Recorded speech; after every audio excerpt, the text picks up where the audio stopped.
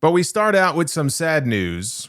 The death of Bobby Horne, better known as Mo from Men on a Mission in WWE, and later as Sir Mo, after his partner Mabel won the King of the Ring tournament.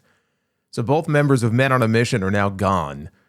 He passed away last Sunday at the age of 58, and I did not get a chance to talk about it on the podcast then, so I wanted to make sure I talked about it now. He had suffered just a myriad of health issues over the years. He had been in the hospital in the intensive care unit for the last 2 months, fighting off a severe blood infection and pneumonia, and then septic shock. So, I mean, it was just one thing after another. And in 2018, he had a kidney transplant. He had a liver transplant, but his body rejected the new liver. He landed in intensive care with a bad case of COVID a few years ago, and then he had an emergency hernia surgery. I mean, it's been a rough ride. When he was in need of a kidney transplant, he needed $30,000 for a down payment to get the surgery done. And he went to WWE asking for it, saying, every year you send me a letter that says you'll pay for my drug rehab if I need it. But I don't have a drug problem. I need a kidney. And it'll probably cost you a lot less than rehab will. But they turned him down because it's not their policy to do that. And really, I mean, they're under no obligation to pay for his kidney transplant because then everybody would be coming to them to pay for every surgery they need. And I mean, if you wrestle for 20 or 30 years, that's a lot of surgeries, right? And knee replacements and hip replacements that they would be paying for. But he makes a good point. You offer to pay all this money for drug and alcohol rehab, right? Thousands of dollars. I think they paid for Scott Hall's rehab like 11 times.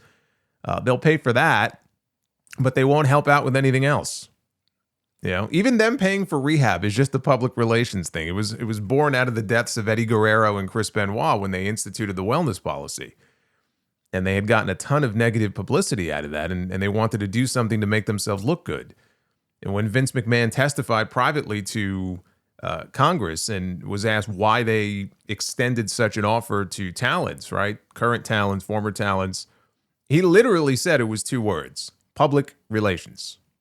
He called it a magnanimous gesture on their part. So he was a little bit bitter about that, which is understandable.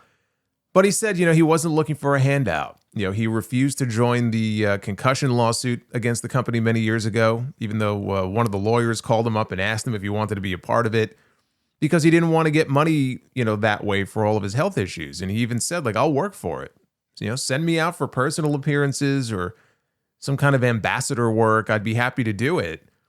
But it's not as if they ever came to him to do anything like that. I don't think that he ever got any kind of cameo on TV or anything like that.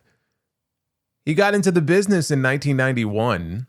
He was actually trained in part by Ivan Koloff, or at least at the school that Koloff was running. He came in tagging with Nelson Frazier, better known as Mabel, or Viscera, or Big Daddy V. I guess it depends on when you started watching wrestling. But together they worked as the Harlem Knights, named after the Eddie Murphy movie. And they got over as top heels in Memphis before landing in WWE as Men on a Mission. I don't know. Maybe they thought the Harlem Knights name was too similar to Harlem Heat and made them change it. I don't know. But they brought with them Oscar as their manager. Now, Oscar was a rapper who was looking for his big break. And the way Oscar got noticed by them is actually a cool story. He was out in Vegas performing with Andrew Dice Clay when WrestleMania was there. So that would have been in 93. And he just so happened to end up in the same casino, and he noticed Macho Man Randy Savage was there. And he said, well, this is my chance. So he walked up to Savage, and he told him, hey, I have a singing telegram for you. He didn't even know Vince McMahon was with him. He went over to Savage, and then he noticed that Vince was with him. And Savage was cool about it, and he said, sure, go ahead. And he did a quick freestyle rap for them, and he threw a bunch of wrestler names in there because he looked around. He saw Mr. Perfect was over there. This guy's over here. Jerry Lawler standing over there. So he was on the spot, incorporating their names into this freestyle. And that was it. Vince was impressed, and Vince told him, hey, give me a call on Monday. And the rest is history. So that's how Oscar got added to the group. I remember when they debuted that song, Whoop, There It Is, was very big on the radio back then. And they would have fans in the arenas chanting, Whoop, there it is, during their matches.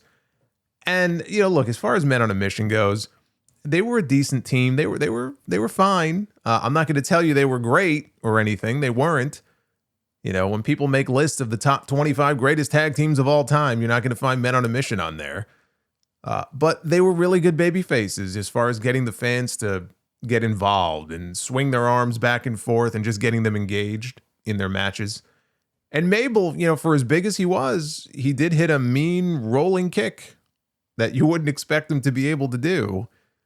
But he also had a rep for hurting people in the ring. You know, he hurt Diesel in their SummerSlam match with that sit-down splash on his back. He broke Undertaker's orbital socket in a match, you know, giving him a clothesline. I think he caught him in the face with his fist. That's why Undertaker had to wrestle with that Phantom of the Opera mask for a while. They didn't even like being baby faces to begin with. You know, Oscar has talked about that before. They worked as heels before they came to WWE, and they were more comfortable working as heels. So when the opportunity came up for them to go heel in WWE, I mean, they jumped at it. Oscar didn't like it because he thought they had more juice in them as baby faces. I'm thinking Oscar didn't like it because Oscar knew when they turned that he was probably the odd man out. So, which he was. And because they didn't just turn heel, they attacked him too. And that was the end of Oscar. But before they turned, they did have a quick run as tag team champions. Quick as in 2 days. They beat the Quebecers for the belts at a house show on a European tour and dropped them right back 2 nights later. I think Oscar has said that he thought maybe it was a shoot and they weren't supposed to win the belts, but Mabel fell on top of Pierre and Pierre didn't kick out like he was supposed to, so then they just had them drop the belts back 2 nights later. I don't think there's any credence to that story at all. It was a planned title change. You know, they did that occasionally. They would do a quick title change on a tour and then switch the belts back right after. They did that with the Steiner Brothers and Money Inc. when they were working together. I mean, they traded the belts back and forth a whole bunch of times. But then they turned heel on the Smoking Guns and they turned on Oscar. And the idea was to push Mabel as a top heel, which is why he won the King of the Ring in 1995. One of the worst shows in the history of the company, by the way. So we had King Mabel and Mo became Sir Mo. And he basically became Mabel's manager until they left the company. He still wrestled, but I mean, if you want to know how low down on the totem pole he ended up, they had him jobbing on house shows to Barry Horowitz. Barry Horowitz was the ultimate jobber, but he was beating Sir Mo every single night. So they ended up in Memphis again, where Mo became part of the Nation of Domination.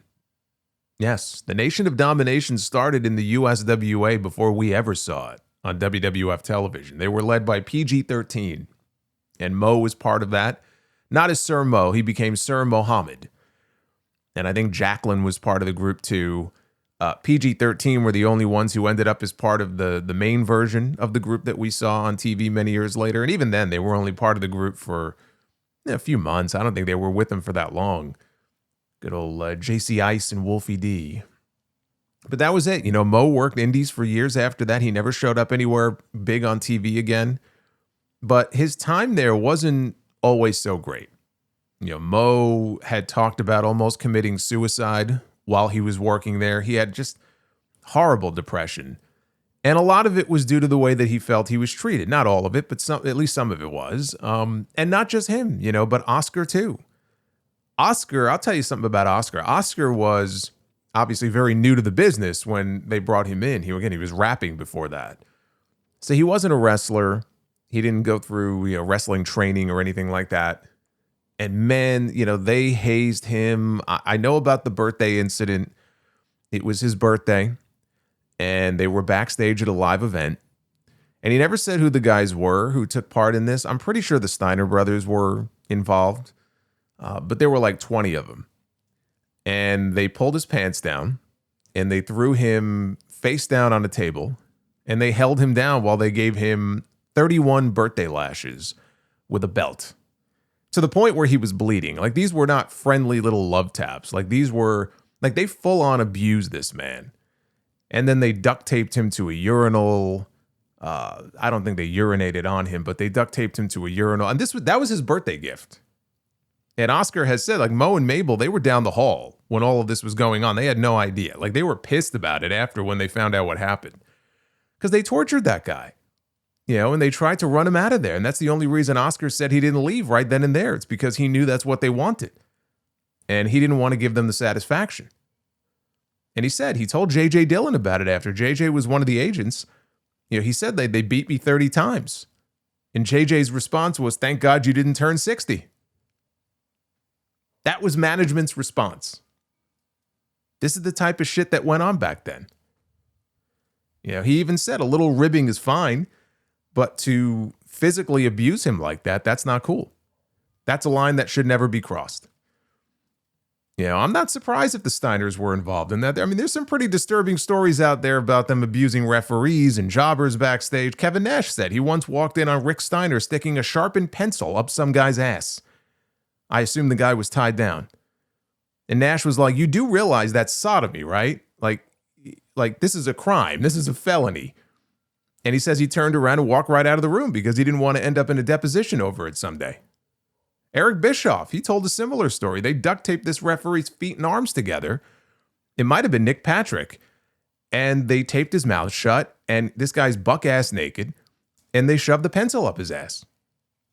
And that was the first time that Eric ever met the Steiners. This is what he walked in on that day. And I think his response was, well, it was all in good fun. The guy must have done something to warrant that kind of response. I've been a wrestling fan my whole life. But there are a lot of fucked up, psychologically damaged people in the wrestling business. It just seems to attract them. But for Mo, this wasn't a hazing incident, but it did lead to him losing a lot of money and not wrestling for months after. There was an incident. And it was an incident involving Shawn Michaels. I think it may have happened in Israel, but it was some, I think, overseas show. And some of the wrestlers were upset that Mabel got sick, I guess, on the tour, and he got sent back to the hotel. So what was supposed to be a tag team match, I think it was going to be Men on a Mission against the Head Shrinkers, turned into a singles match. And so now it was just going to be Mo against Fatu, I think. Now, back then, if you didn't work, you didn't get paid. And they thought Mabel was being a pussy for not gutting it out and going out there. Like in a tag match. You could just stand on the apron. You don't have to do much. So he claimed Shawn Michaels got out of the shower and just blasted him with a forearm right to the back of the head, and it busted his eardrum. And Mabel wasn't there, so they took it out on Mo, even though Mo didn't do anything wrong. Well, after that, he says the company starved him out. There was a period of 8 or 9 months that went by where he did not wrestle a single match. He was on the road. He was making all the towns. He was going to the shows, but they were not putting him in the ring, so he wasn't getting paid, right? Or he wasn't getting paid any more than whatever small stipend for travel that, the guys may have gotten back then.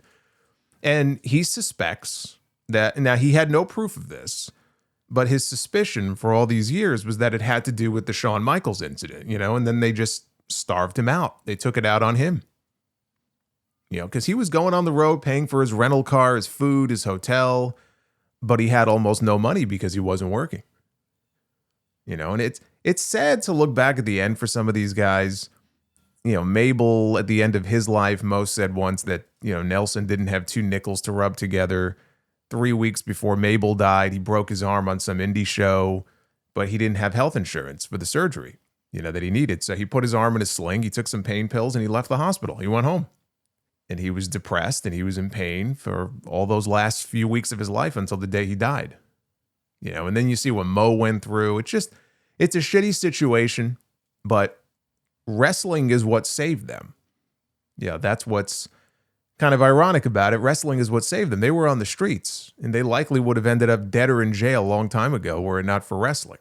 Mo said that both of his siblings had drug problems. His sister landed in prison, and that could have been him. And, he even went back to college 15 years ago. He got 1 degree in criminal justice, and he got another one in business administration. So he tried to make something of himself.